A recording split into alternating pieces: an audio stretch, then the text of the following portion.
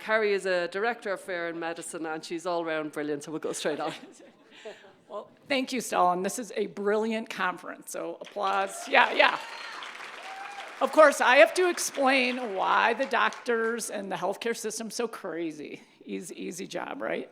So, and I love analogies, and because I practice emergency medicine, as already mentioned, the opioid crisis is an apt analogy. So I'm going to try and explain a little bit what's going on by using that. So scientific conference, I have some disclosures. You'll see. I went to med school at University of Chicago. I'm a University of Chicago junkie. I learned, to know my stuff, great teachers, a history of teaching. Then I matched for residency out here in Denver, and we lived out here for 12 years, so I'm showing you my Denver cred, like picture at Red Rocks. So many people are at Red Rocks this past few days. And I really loved critical care, so I did a fellowship in medical toxicology at the Rocky Mountain Poison and Drug Center. So for 2 years, I took call every third night for 5 states in the West on overdoses, adverse reactions to medications. By the end of the fellowship, we had our young family. My husband, Miles, who some of you met, he would joke and say, I know how to treat a Tylenol overdose, because at 2 a.m, I'd be on call. I'd say, start the NAC at 140 mg per kg, and Miles would be like, yeah, and then run the drip at this, and then check the LFTs. And so anyways, it was really, really hard, but I have a bias that I look through everything as drug reactions and just saw how many medications people were on, and this is like 20 years ago. So it was just really eye-opening.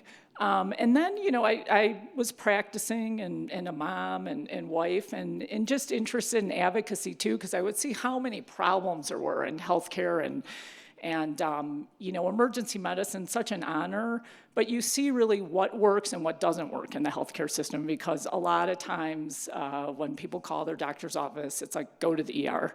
So we see obviously true emergencies, but we see a lot of what the problems are in the healthcare system. So an analogy, it occurred to me that there's like medical black holes. Black holes, there's gravitational pull, it's so strong, nothing can escape, not even the light. So these medical black holes are like this intense gravity. And I look at it as just like a hyper demand. And I think what's been going on is kind of looking for material solutions for a lot of spiritual problems.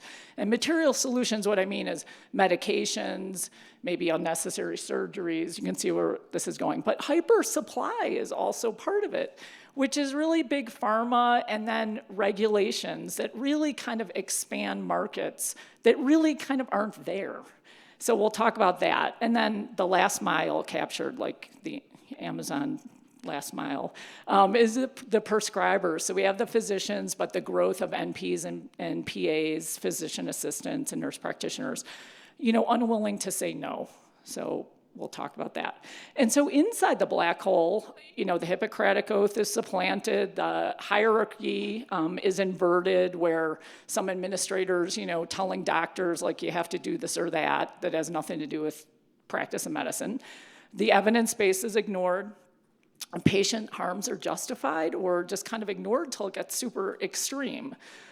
There's a new cohort of injured patients are created. There's a pull towards long-term disability because people are hurt, and then you get otherwise able-bodied people onto disability, and then the lawsuits come. And then in the ER, we're kind of the event horizon boundary. We're trying to prevent you from slipping into the black hole. And that's me on the left, a year into COVID without the mask on. And my team from the south side, those are some of my mates that I still work with, some of the nurses. So we try and prevent you from slipping in there. Okay, next slide. So I'm gonna give you a story here. This is, the person's name really isn't Carly, but this is kind of a typical thing during the run-up of the opioid crisis. So a 22-year-old female, history of chronic pelvic pain from heavy period cramps, but she also had anxiety and depression. Well, during this time, she would go to pain clinic, and basically we got started on narcotics, like Dilaudid for her period cramps, which we've talked about periods before already. So far where, you just got Motrin, or if it was really bad, you stay home from school one day. But it just started with, we would see people on heavy duty narcotics for things that just never before would happen. So she just really slipped down this hole, like she wasn't really able to consistently work. She was overusing her pills, so even with these pill mills, they're basically 9 to 5. So if anybody had a problem outside those hours or they were overusing their pills, they would just say, go to the ER. So that's where, we would come in, I would come in. And so in this case, she came with her mother. And does anyone know who Carly might have looked like? Okay, yes, I've got someone. She really did look like Courtney Love. Okay, Courtney Love in her grunge era. Okay, next slide. Okay, so, on exam, she was really chronically ill appearing, not like a healthy 22-year-old. I remember her legs were swollen. I remember the exact room she was in. So I don't know, I have this memory for where I saw these patients. So she wasn't in withdrawal because, some of these people would come to the ER and they would run out of their pills and they were withdrawing. So you would have to treat their withdrawals. But she wasn't withdrawing. She wasn't really even in her acute pain. It was more that she had run out, or she was about to run out of her pills, and they were just very good at knowing I need to go in and I need to get my refill, so tomorrow I can have my pills. So, we go through this whole thing, examine the usual stuff, and, I said something like, I'm concerned about your opioid addiction. Let's discuss alternatives for pain control and rehab options. And then I have to get to I won't fill your Dilaudid. Okay, so a couple reactions, this is kind of a compilation of things that would happen, but they'd push me, I'd say no, and then say, I want to see the other doctor. Unless it was an overnight, there's usually 2 physicians on. But, as all this stuff was going on, we had this rule that we just didn't let patients do that. It'd be like, no, you can't, I'm the only doctor here. And so her mother said, well, this part's true. We live next to the CEO of the hospital, and we're going to tell him you're a horrible doctor. And then I said, okay, here's how you spell my name, Mendoza. I was just like, okay, still not going to fill your Dilaudid. So then they said, oh, we're going to go to another ER, and they huffed out, And so, yeah, of course, I received a complaint the next day. Well, couldn't you have done something, and, this and that. So this is a kind of, we basically had a term we call them narco bullies, because they would bully you and just were vicious. And the truth is most physicians just didn't want to deal with it. It was easier for them just to write the prescription. But I just felt, it was morally wrong, obviously, and sometimes I would, go out in my car after shift and cry, how is this happening, that I'm trying to help them, and then I'm being attacked as the bad person. I had times when I had to have security escort me out to my car because people were kind of had the crazy eyes, I think we know now, vicious. It was part of their brain that, basically they were addicted, and I was telling them, no, I was not gonna go along with it. So, so this was, going on for years. Okay, next slide. And so here's just a little timeline. I'm going to give you a different angle. It's not just Purdue Pharma, dope sick. This is the background of you're working in the system. What is it like? So, you can start it in a lot of places. But in 1914, there was a lot of iatrogenic morphine use going on, so there was this Narcotics Act that was trying to stop it. And so there was apparently a culture where the doctors were told, and it was really don't prescribe opioids. Well then, as we got into the 1980s, and some people cite this, I think this is not really a major issue, but some people cite this New England Journal of Medicine letter that was talking about a small group of patients that received opioids post-op. And after a couple days in the hospital, they weren't addicted. Oh, let's expand that. So small study with a certain patient population. And then all of a sudden, there are other small studies where they're trying to say opioids are safe for non-cancer pain. What I think is really one of the major things is really the Social Security Disability Reform Act in 1984 that changed things as I saw it later as I was practicing, that the screening for benefits to basically be on disability lifelong so you don't have to work, the criteria were loosened to low mortality conditions like arthritis, back pain, different mental health issues, and then aggregated conditions. And what that means is like you could have hypertension, diabetes, and back pain, and then it was like, oh, all those things together, you should be on disability. And the assessments shifted from some bureaucrats more to doctors. Now, I'm not saying that there certainly weren't people that, should be on disability for different reasons. I think it's more that there's a pattern of like good intentions. Where's Jamie? The road to good intentions. Or the road to hell is paved with good intentions. And I think it just like these regulations get put in place, and then it just is expanding. So I think what happened was there was just a larger pool of patients complaining of pain issues, and then we're getting on disability, and then there was a need for more pain control. So, and then in 1986, the WHO apparently had an influential report, talking about the better control of pain as a human right. Okay, next slide. And so in the 1990s, there were more, articles questioning why opioids were just reserved for cancer pain, conflating cancer pain with non-cancer pain treatment. Then OxyContin was approved.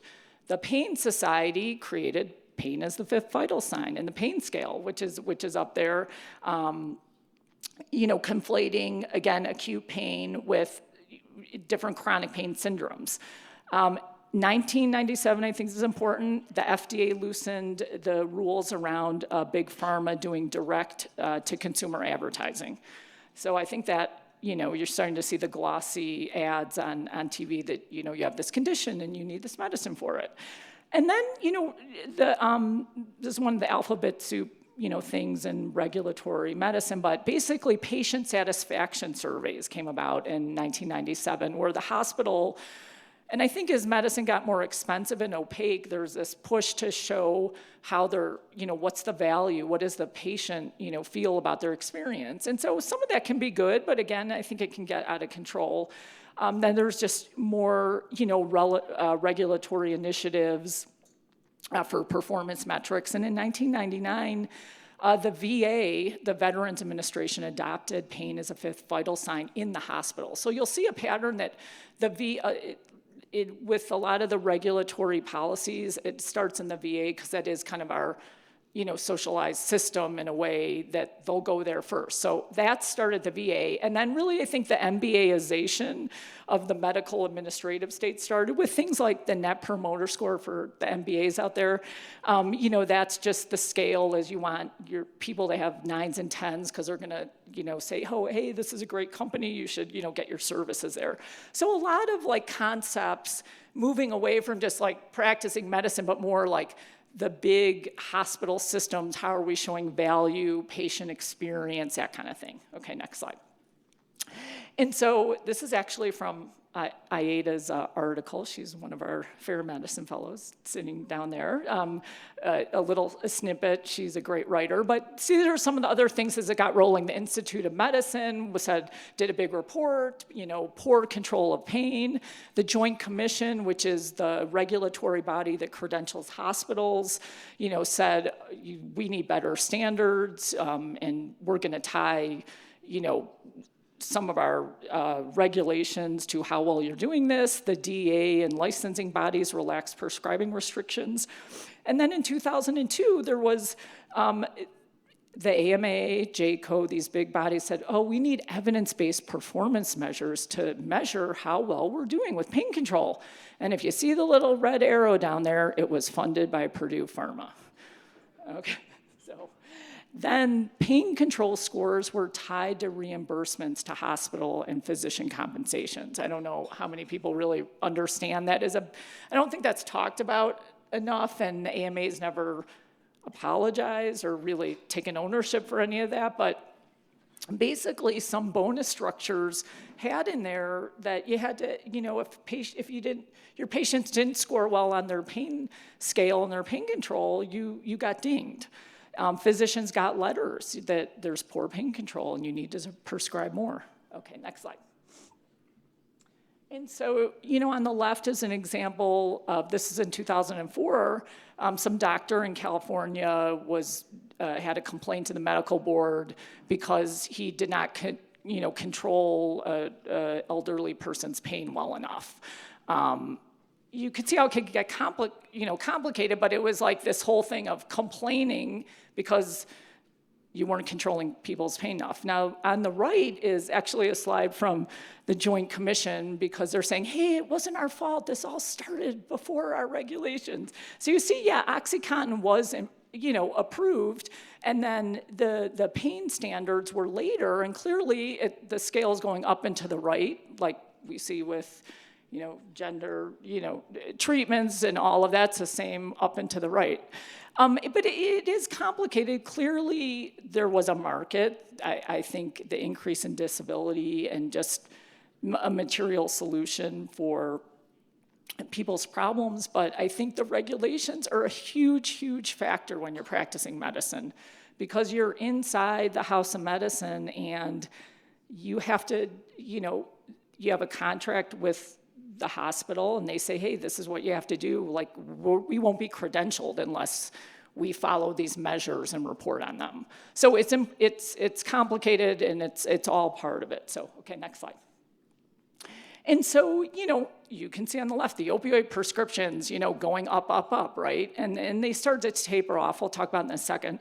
And the overdoses, the prescriptions dropped off, but it was unwinding, but they created a whole new class of patients that prescriptions dropped, but there was a whole cohort of people addicted now. And so then they're reaching for other things. So it unwound, but there's a huge, devastation from it. So, why did the prescriptions start dropping? Again, it's not entirely straightforward, but some things I can tell you from practicing at that time. I mean, the overdoses were obviously mounting, fatal, non-fatal, destroyed lives, people who couldn't work. And the frontline people in the ER, EMS, police, fire, we were out there saying, hey, this is wrong, but our association, American College of Emergency Physicians, tried to raise awareness, but the regulations were so powerful. The hospital's like, well, if we don't do this, we're not gonna get, paid. So it just was horrible, but I think it just got to a place where they just couldn't ignore it, right? But, the growing enrollment of patients on long-term disability, again, the mess was created, and unfortunately, some of them that end up, not working and being on disability. A big thing, though, is a prescription drug monitoring, I think, really was influential. That has been around for a long time, but there was a movement to get the opioids on this monitoring system, which is basically like the pharmacy. You had to log into a system and check and see, what prescriptions the patient had already filled. Now, for me, I was the one who was saying no up front. But for a lot of doctors who didn't say no, this prescription drug monitoring gave them what I call like digital or electronic moral courage, because they could go in and say, well, I checked the system and it shows that, you filled 60 of Dilaudid yesterday and you told me that you didn't fill it. And so they needed something like the man says, I can't fill the prescription now. They couldn't do it on their own. So it was really, I think that is part of why it started dropping. And then it became a mandate that you had to check. And then there was like, other mandates like limiting prescribing from the ER. So that was big. And then the licensing bodies swung the other way, where they're sending letters to doctors, you're prescribing too much. And then the Attorney General started suing, which was huge under nuisance laws, and then they started suing the pharmacies, which was huge for filling the prescriptions. Okay, next slide. And so, for Carly, I mean, we kind of talked about what happened and was inappropriate. They destroyed her life, and she couldn't work, and it was just one of the casualties. Okay, next slide. And so just with this, I'll just go quickly. The hyper demand, I think, there's a culture of medications prescribed for social emotional problems. I'm not saying it's all inappropriate, but there's definitely a culture that if you're having an issue, here's the prescription. There's screening tools that are mandated that are part of this. So when you go to the pediatrician, they're mandated to do screening tools, and then you get a lot of prescriptions written. Just in 2020, just youth on psychiatric meds, 6 million kids are taking prescription psychiatric meds. I think that's overdone. The DSM-5 changed their criteria, we know, with gender identity disorder to gender dysphoria, which is more about feelings. We know about the social contagion theory, the pharma marketing, the pipeline through pronoun mandates at school. I think it's the pain scale for schools. I think it's like a very similar thing. You need to have, say this, where are you on this scale? Okay, next slide.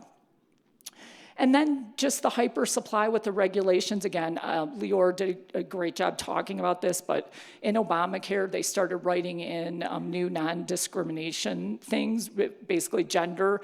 And so the hospitals just say, oh, we don't want to get sued. So all of a sudden, every form has, gender on it. And anyone who comes around who says you're going to get sued if you don't do this, they're like, okay. So the electronic records really expanded their ability to scale up.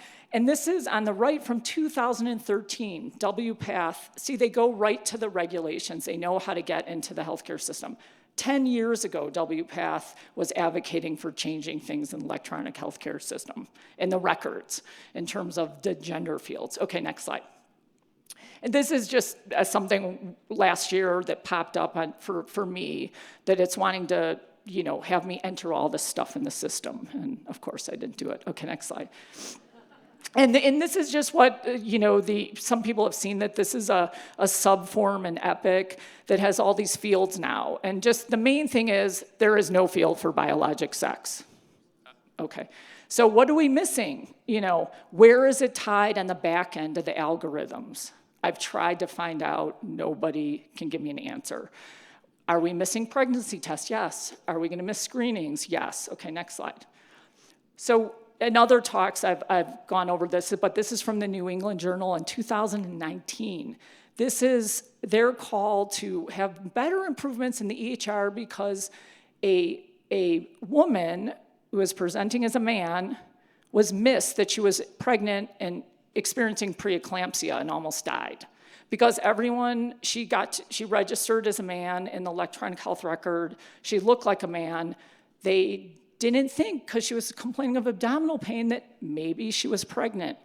Rule number 1 in emergency medicine, if you have a uterus, you have to get a pregnancy test. And the thought that this is getting screwed up is very, very scary. Okay, next slide. So the last mile, people, I'll go real quick. Who knows the Libby-Zion law?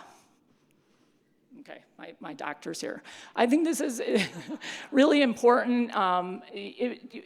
Briefly, it was a young lady who died, and the family sued because they thought it was due to the residents being overworked and basically giving her a medicine that she had an adverse reaction and died. There's more to it. She was high on cocaine and a lot of other things, and there was some medication interaction, but it got downstream to basically in 2003, work rules were put in for training. Now,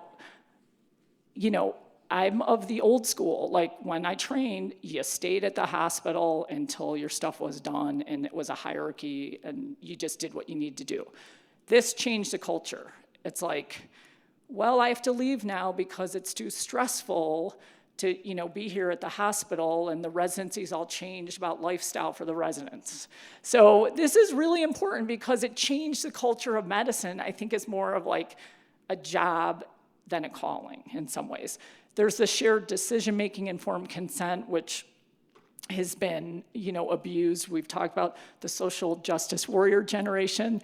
Briefly, the screenshot on the right is a resident, this is real on Twitter, joked that a patient made a comment about her pronoun pin, so she poked him twice.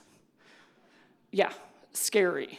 And so harming patients is like there's a disconnect. I mean, that's just crazy. Hospitals have consolidated. There's more employed physicians that are basically have to do, what the hospital is telling them to do. Expansions of NPs and PAs that I think don't have the same level of, education. They're reading off the computer and they have bigger roles in prescribing. Okay, next slide.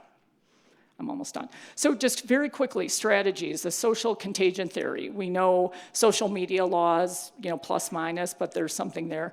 Pipelines, the pronouns, it is a pipeline. It's like doing the pain scale.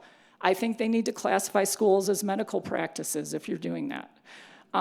Medication explosion for youth. I think prescription drug monitoring needs to be put in place for hormones and cross-reactivity with other prescriptions people are on. So, okay. Very quickly, one more slide, yeah.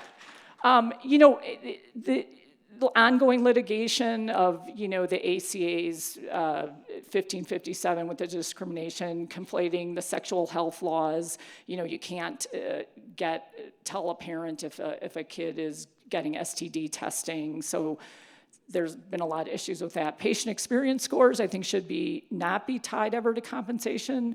Electronic health record, quickly. I wrote some model legislation with a lawyer that basically it should be like real ID. The electronic health record should never have just register as you want. It should be your biologic sex, end of story.